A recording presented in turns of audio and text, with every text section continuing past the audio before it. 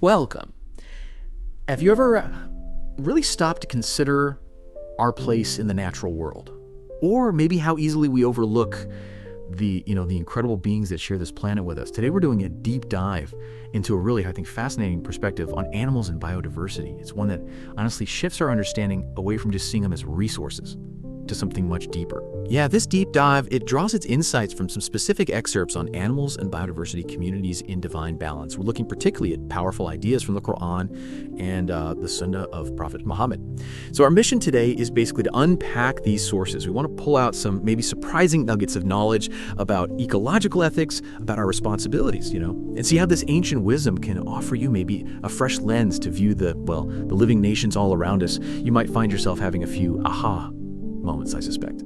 Okay, so let's jump right in. The sources start, right off the bat by challenging how we usually perceive animals. They introduce this concept from the Qur'an. It calls on humanity to recognize animals not just as resources, but as ummam. That means like nations, communities with their own purposes, their own rights, and a distinct place in creation. Just think about the implications when you hear the Qur'an state. I think it's chapter 6, verse 38. It says, "There is no creature on earth, nor bird flying with its wings, but they are communities like you, just like us." That verse, fundamentally reshapes our perception, doesn't it? It's really quite profound. It's much more than just coexistence. It elevates animals, their fellow nations, you could say, under divine care. And they're designed, entrusted really, to live within the balance of their ecosystems. So this concept, ummam, it inherently recognizes their intrinsic value, separate from any use they might have for us. That is a powerful starting point, maybe even unexpected for some.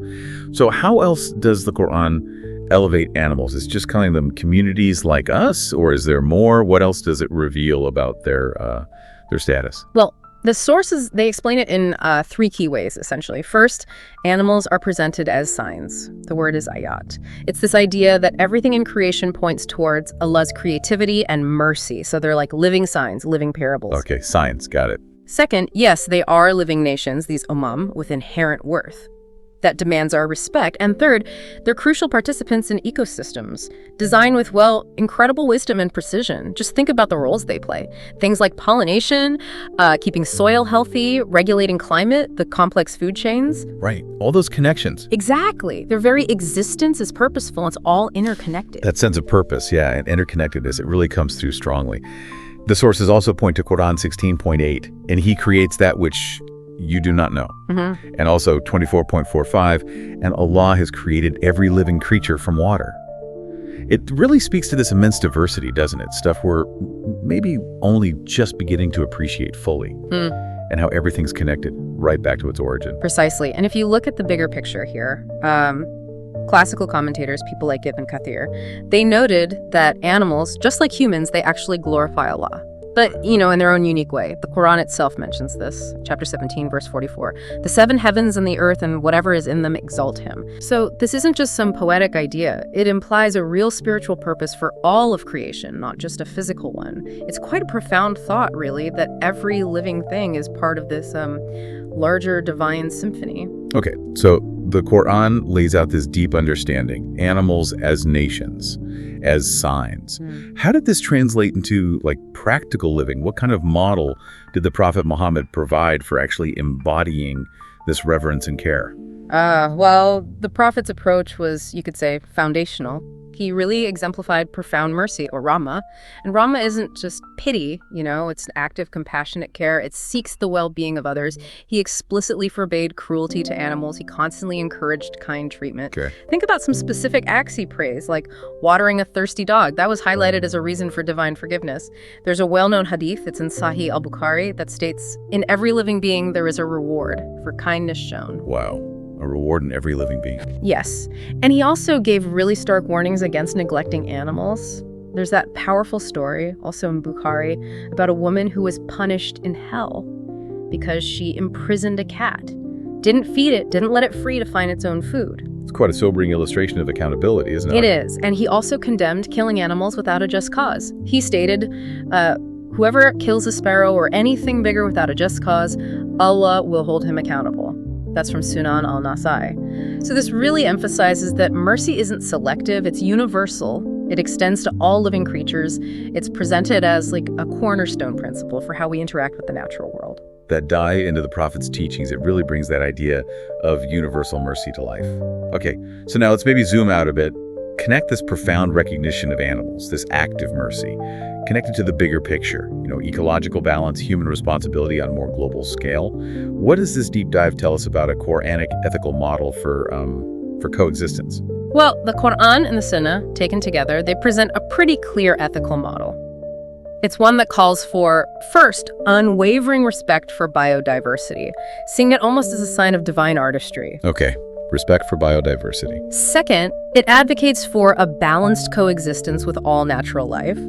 Third, the active protection of habitats and species.